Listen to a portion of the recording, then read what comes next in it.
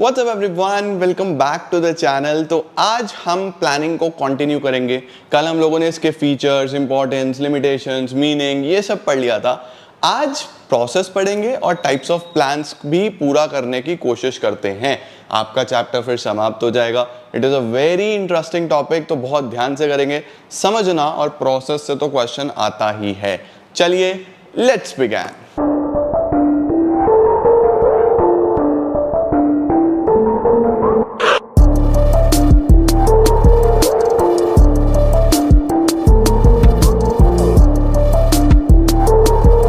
तो टॉपिक क्या है? टॉपिक का नाम है द प्रोसेस ऑफ प्लानिंग या प्लानिंग प्रोसेस।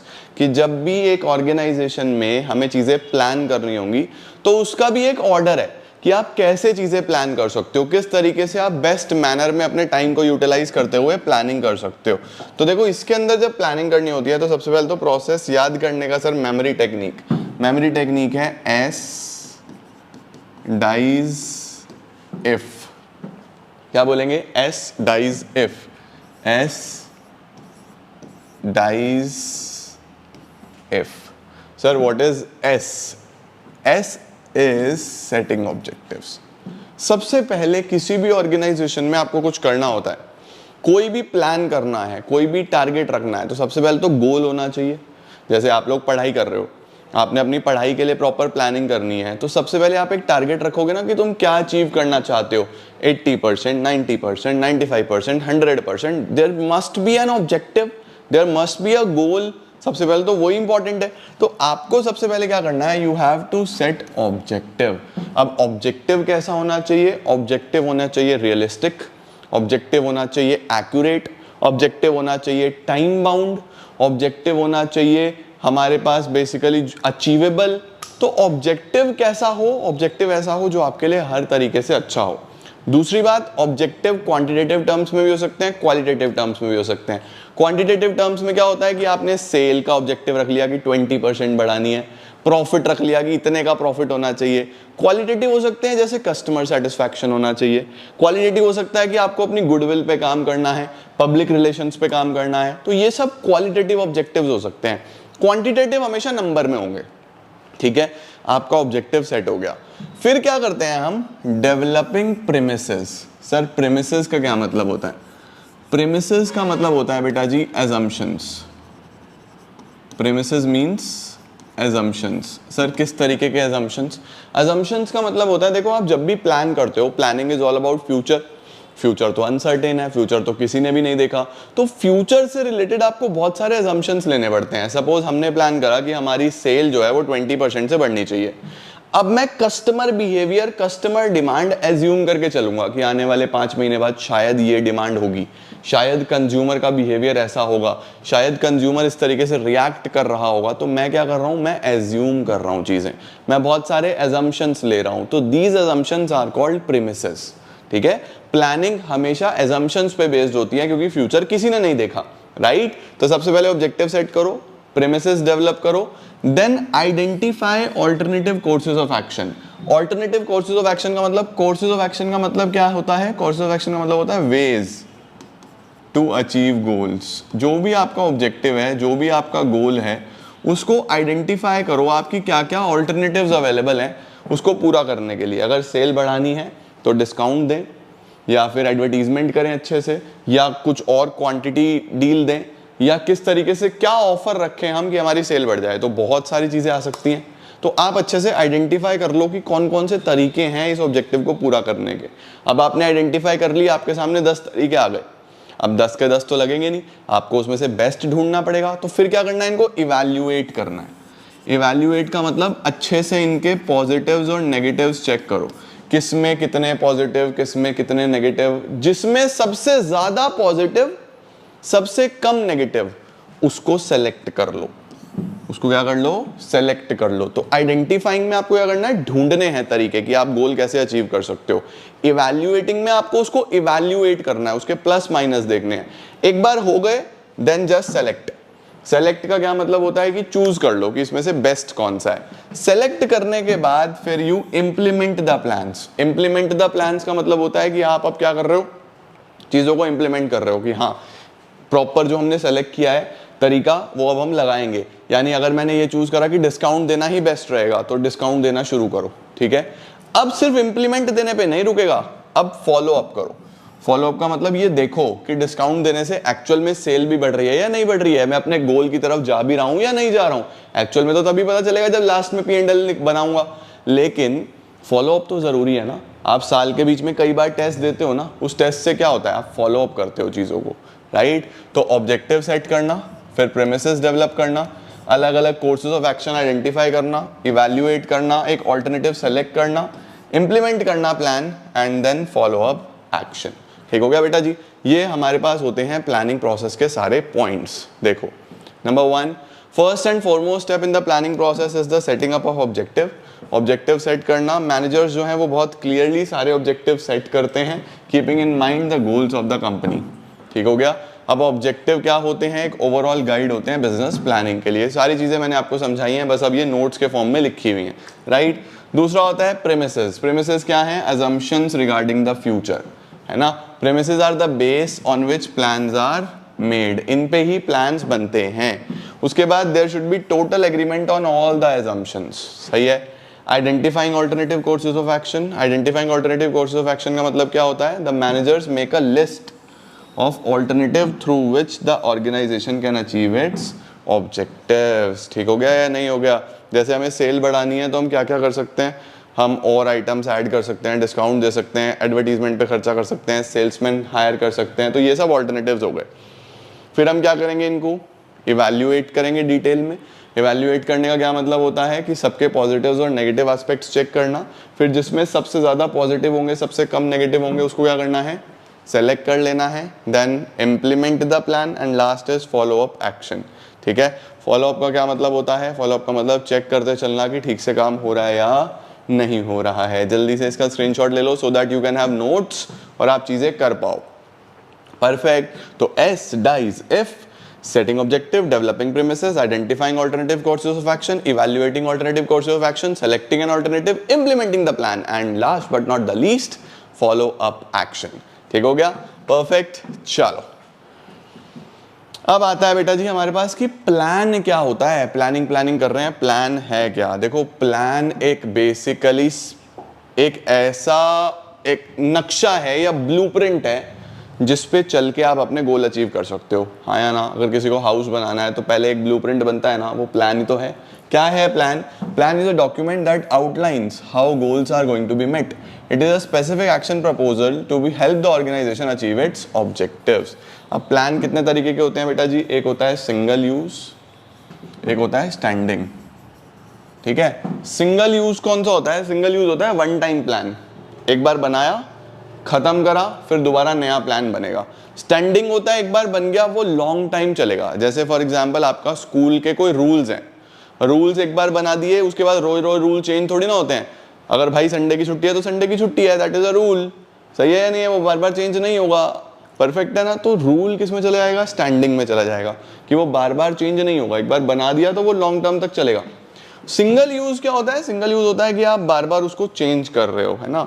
जैसे फॉर एग्जांपल मैंने आपको बोला कि मेरा ऑब्जेक्टिव है, अब मेरा ऑब्जेक्टिव किसी चीज के लिए एक है, उसके बाद फिर अगली बार नया ऑब्जेक्टिव, अगली बार नया ऑब्जेक्टिव, जब मेरा वो अचीव हो जाएगा। तो इस तरीके की चीजें सिंगल यूज हो सकती हैं कि एक बार यूज करा फिर दूसरा, फिर यूज करा फिर नया, फिर यूज करा फिर नया।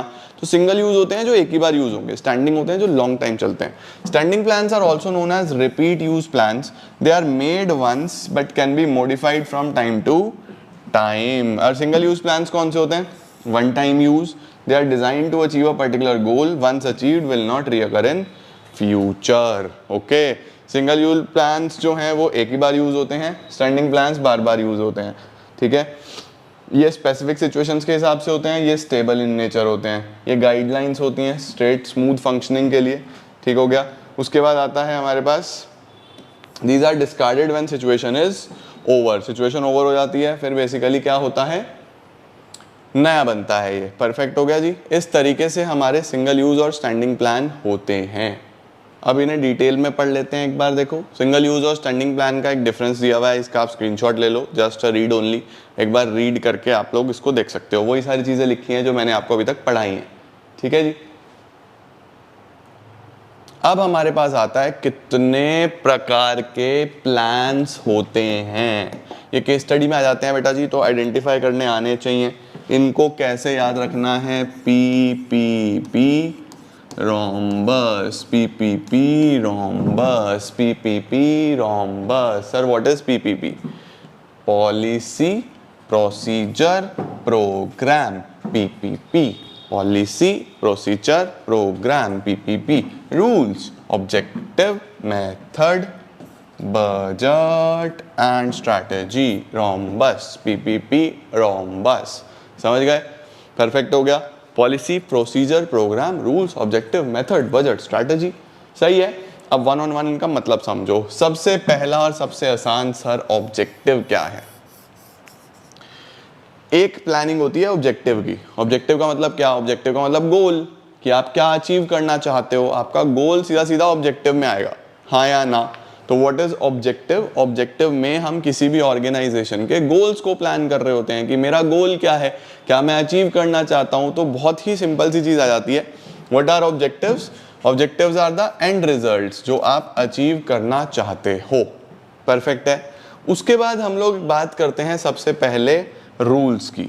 सर रूल्स क्या है? रूल्स बेसिकली नियम हैं। अगर केस स्टडी में लिखा होगा कि ये रिजिड गाइडलाइंस हैं जिनको फॉलो करना ही है, नहीं फॉलो करोगे तो पनिशमेंट मिलेगी, पेनल्टी लगेगी, तो उसको क्या बोल देते हैं हम? रूल्स। तो रूल्स क्या हैं? रूल्स आर द स्टेटमेंट्स जो बेसिकली डिसिप्लिन मेंटेन करने के लिए यूज करी जाती हैं और उनको फॉलो करना ही पड़ता है। उसके बाद आ जाता है बजट। बजट क्या होते हैं? बजट होते हैं हमारे पास क्वांटिटेटिव प्लान्स। क्वांटिटेटिव का मतलब कि आपने सेल्स बजट बना दिया, आपने प्रोडक्शन बजट बना दिया। घर पे भी हम अपना बजट बनाते हैं ना, इकोनॉमिक्स में आप गवर्नमेंट बजट भी देखते हो कि सरकार भी बजट बनाती है। तो वो कौन सा प्लान है हमारे पास? एक बजट। ठीक हो गया। बजट के बाद हम देख लेते हैं मेथड। मेथड क्या है? मेथड है किसी भी काम को करने का तरीका, उसको हम मेथड बोलते हैं। जैसे डेप्रीसिएशन आपको लगाना है तो स्ट्रेट लाइन मेथड या return down value method. Inventory calculate करना है तो इन्वेंट्री यानी स्टॉक काउंट करने के भी अलग अलग मेथड्स होते हैं नहीं होते हैं, उनको क्या बोलते हैं? Method.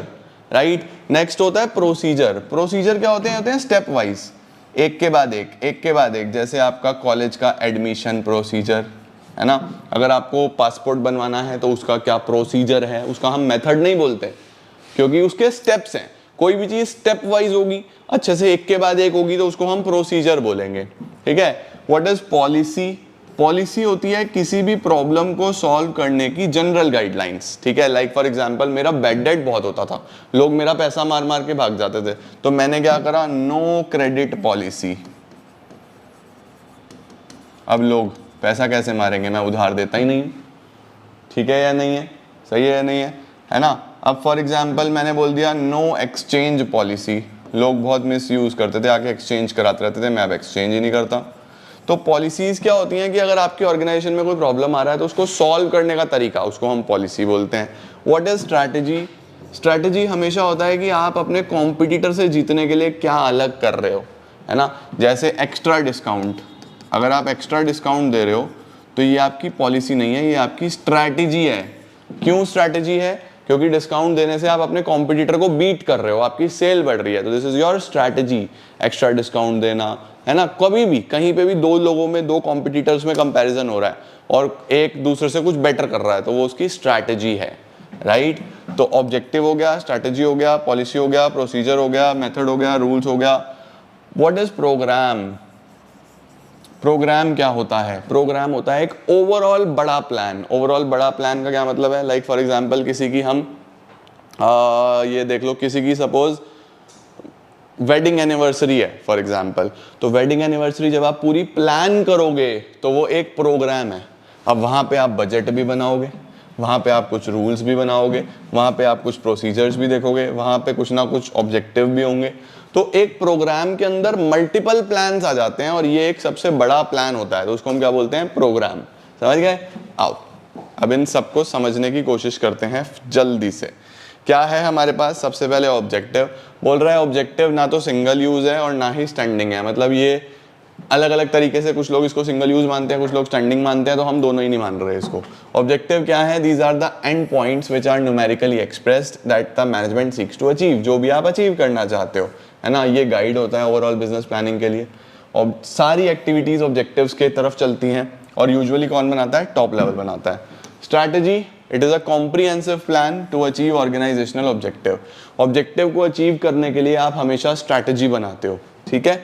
Dimensions of strategy are, long term objective क्या है, एक अच्छा कोर्स ऑफ एक्शन यानी तरीका ढूंढना, रिसोर्सेज को प्रॉपर्ली एलोकेट करना, राइट, ठीक है। जैसे आप एडवर्टाइजिंग मीडिया कौन सा यूज कर रहे हो, सेल्स प्रमोशन कैसे कर रहे हो, ये सब आपकी स्ट्रैटेजीज है। परफेक्ट हो गया, सही है जी। अच्छा सर, इसके बाद क्या आता है हमारे पास, पॉलिसी प्रोसीजर। सर पॉलिसी क्या होता है, पॉलिसी मैंने आपको बताया था ना, जनरल गाइडलाइंस है। पॉलिसी क्या होता है हमारे पास, जनरल गाइडलाइंस। तो policies are the general guidelines which guides thinking or channelize energies, right? It brings uniformity in decision making and action for interpretation of strategy, है ना। स्ट्रैटेजी को इंटरप्रेट करने के लिए, प्रॉपर तरीके से चलने के लिए पॉलिसीज की जरूरत पड़ती है, सही। जैसे admission policy of an institution, recruitment policy, pricing policy of a company, सही है। प्रोसीजर, स्टेप्स एक के बाद एक आसानी से आप ढूंढ लोगे, है ना। Procedure to handle the order, order किस तरीके से होता है, सीक्वेंस ऑफ स्टेप्स जो आपको फॉलो करने हैं उसको हम प्रोसीजर बोलते हैं। मेथड, मेथड बेसिकली एक सिस्टमैटिक वे किसी भी चीज को करने का, रूटीन टास्क को करने का, उसको हम मेथड बोलते हैं। It can be defined as formalized और systematic way of doing the routine task. कैसे आप करते हो इसको हम मेथड्स बोलते हैं। Selection of the right method save time, money and effort, ये हमारा मेथड में आता है, right. Methods vary from task to task, right method बहुत इंपॉर्टेंट होता है, स्टैंडर्डाइज्ड वे है ये काम को करने का। Rules, statement which specifies what is to be done and what is not to be done, क्या करना है और क्या नहीं करना, ये भी मैंने आपको बता दिया। रूल्स आप जानते ही हो, it is a guide to behaviour, ठीक है। उसके बाद हमारे पास दो और आते हैं लास्ट, कौन कौन से हैं, प्रोग्राम और बजट। प्रोग्राम क्या होता है, it is the combination of, किस चीज का कॉम्बिनेशन है, objective, policy, procedure and rules. इसमें ऑब्जेक्टिव, पॉलिसी, प्रोसीजर, रूल्स आ जाते हैं। प्रोग्राम सिस्टमैटिक वर्किंग के लिए बनाया जाता है, और basically construction of a shopping mall, ये पूरा प्रोग्राम है।